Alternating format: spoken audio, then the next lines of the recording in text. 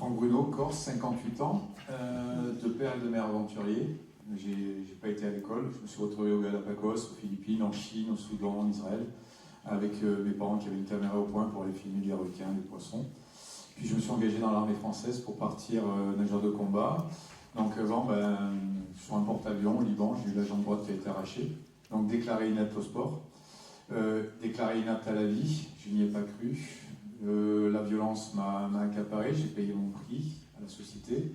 Et en sortant de ça, je me suis dit, je vais être scaphandrier professionnel. On m'a rigolé au nez. Et puis je suis sorti major de promotion en France, accompagnateur en montagne, avec une jambe en moins, prof de moniteur de plongée.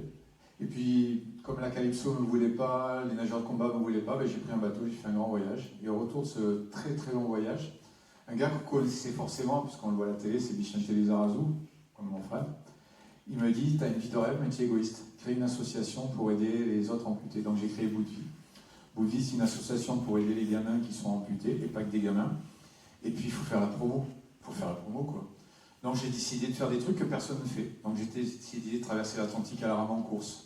26 valides, je finis 3e. Le dernier équipage, il arrive 30 jours après moi. 6 mois après, je suis monté à pied au pôle Nord avec l'armée russe. Ensuite, j'ai traversé le Groenland, etc., etc. Et d'aventure en aventure, j'ai fait connaître mon association. À chaque départ, chaque arrivée, il y avait des gamins amputés. Et puis, quand j'ai dépassé le cercle polaire, je suis tombé amoureux du Groenland. Le Groenland, je l'ai fait en kayak, je l'ai fait à pied, je l'ai fait en ski. J'ai acheté une maison et j'y vis.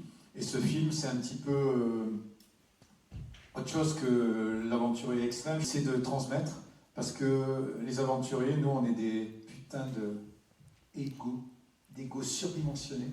Et quand vous vivez une partie de l'année avec des Groenlandais qui partent chasser avec un bateau pourri, avec un moteur pourri, avec 2 paquets de clopes et un thermos de café, vous vous prenez vraiment pour un rigolo. Donc j'ai voulu transmettre ça, et le titre de l'iceberg, c'est simple, un iceberg, on ne voit que 1/9 de sa surface, et on ne voit pas les 8/9. Donc David Thiago, c'est un très grand réalisateur. Pour moi, actuellement, c'est un des meilleurs réalisateurs au monde d'aventure, et il m'a fait l'honneur de faire plusieurs films avec moi, et ça, c'est des années de boulot, et je suis très heureux de le partager avec vous. Merci en tous les cas. Curieux de voir comment réagit le public, parce que c'est un peu mon bébé, c'est une partie vraiment personnelle de ma vie, donc je suis toujours assez craintif de me dire on est peut-être allé très loin sur ce film, peut-être que, donc on verra bien à la fin de la projection. Génial. Bon, allez, on va regarder. Ici, quand j'arrive, je sais que je suis au ralenti.